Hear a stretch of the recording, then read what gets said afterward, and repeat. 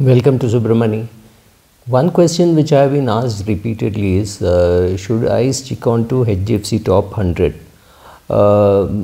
in view of Mr. Prashant Jain's resignation? It's a very, very difficult question to answer.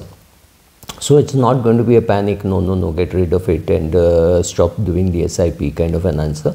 Nor am I going to say, oh, you don't have to worry, Prashant Jain was doing nothing. So Rahul Baijal will be able to do nothing and look after the fund. That doesn't happen. Every fund manager leaves his stamp. Every fund manager does a lot of right things. He does may make some mistakes. Sorry. 19 years of Prashant's stamp cannot be removed overnight, nor is it necessary to do so.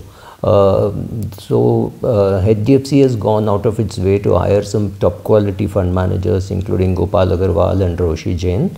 And this is Rahul Baijal, who has joined recently, I think July 2022,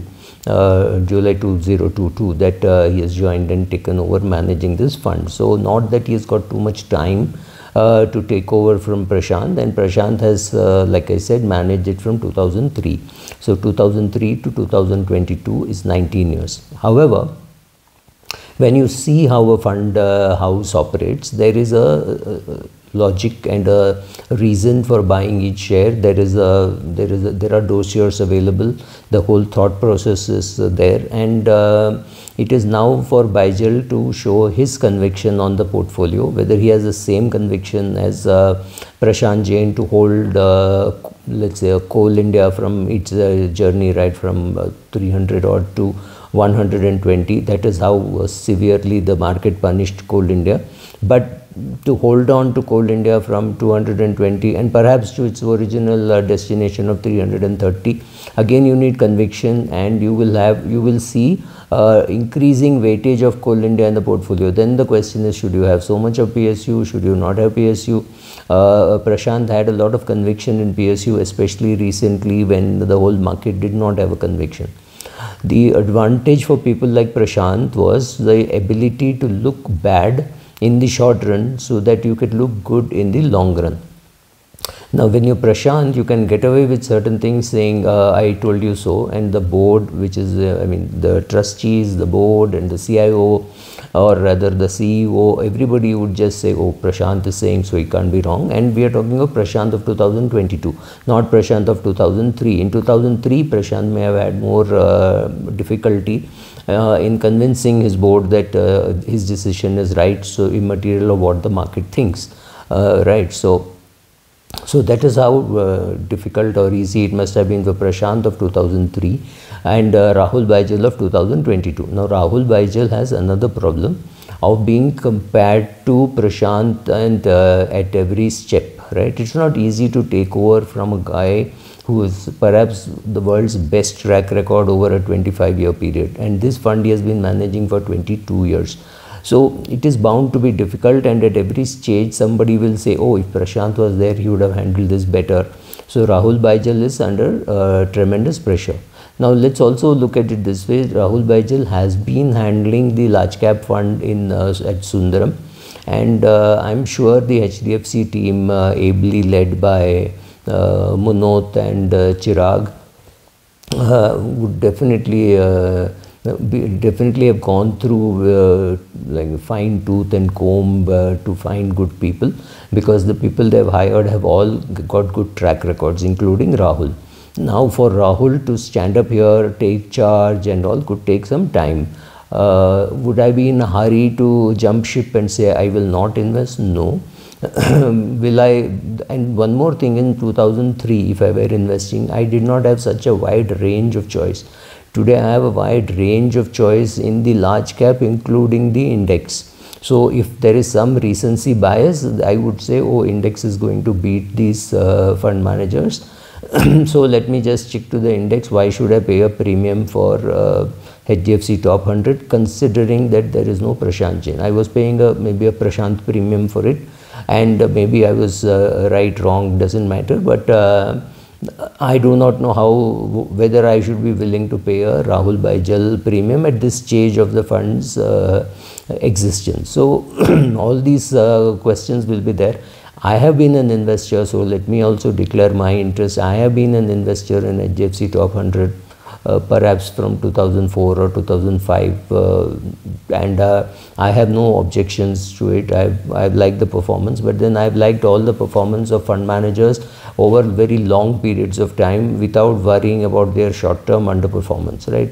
Everybody, Anand Radhakrishnan or Naren or Prashant or Chirag, everybody would have had some short-term blips, and that has not bothered me while I stay invested in those funds. So the advantage for Rahul Baijal is he is going to be evaluated not only by the market but also by two able people with lot of experience, Navneet Munot and Chirag Setalwat. So that is his advantage. The whole world and the whole market is going to be watching, seeing how is this guy working. That is going to be tremendous pressure. So if he has the conviction in the same kind of Coal India, SBI and Reliance, I think Reliance, ICICI, Hdfc, SBI, these were some of his top, Coal India, NTPC, these were his top issues, his top holdings. Whether he has conviction ITC, whether he has conviction in the same shares or he tries to replace them. And also remember, it's a big fund. So do you want to take, do you want to have a lot of 3% shares, or will you bravely take a 8%, 9%? I think 8% plus is the weightage of Reliance in this. So as the price, let's say the price of Coal India, Reliance and ITC keep increasing, will he sell the shares? Will he reduce the concentration? Will the SIP flows continue? If the SIP flows continue, what happens? If it doesn't continue, what happens? Will there be redemption? If there is redemption, from where will he, what will he pare down? How will he meet the redemption requirements? Will the inflow be equal to redemption?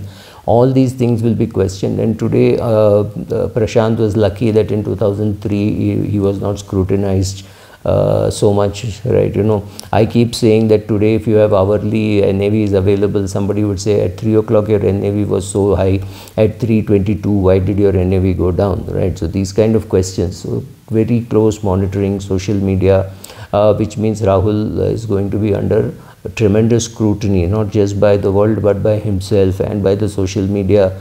How is he able to handle all this stress? That is another question which will have to be seen. It's not an easy job for Rahul. So Rahul, all the best. I hope you do a great job, but it's always difficult to fill in very big shoes of Prashant. And with the world watching, everybody watching, it's going to be difficult. But I am not in a hurry to redeem. I don't need the money, and I will not push and say I will now redeem. I don't know anything about Rahul Baijal. I am not invested ever in Sundaram or Bharti AXA or the funds that he managed. So I've not even seen what he has done. But I'm assuming that the process of HDFC Mutual Fund to have selected good fund managers would hold in good stead. So hopefully it will be good. So you put it on watch, you see what is happening, and if you are convinced after some time, and I don't even know how to monitor, I don't know what is this monitoring a fund manager called. If he copies Prashant, he is under threat saying, oh, he's just copying Prashant. If he makes changes, we will say, oh, he's making so many violent changes, he cannot. So Rahul, the message for you is you obviously cannot please everybody. You need to have your own conviction in your portfolio. Very difficult to find conviction in somebody else's portfolio. Having said that, I have always found conviction in Naren's portfolio, Prashant's portfolio, Anand Radhakrishnan's portfolio, Roshi Jain's portfolio. A lot of these portfolios, I look at it and say, wow, good, I like it. Sometimes I look at it and say, how contrarian, but I don't redeem from these funds. So that's what I will do, but I may redeem, I may not redeem. So right now I am undecided. So like a rating agency would say, let's put it on review, let's put it on hold, let's watch it, let's give Rahul a chance. We will soon start meeting him, we will know what are his views, we will see his newsletters. So physical meeting through newsletters, all these things will happen. At that time we will take a call on what to do. I hope to do a similar one for the other funds of Prashant Jain also, but in case you guys don't like it, I'll not do. Thanks. Bye.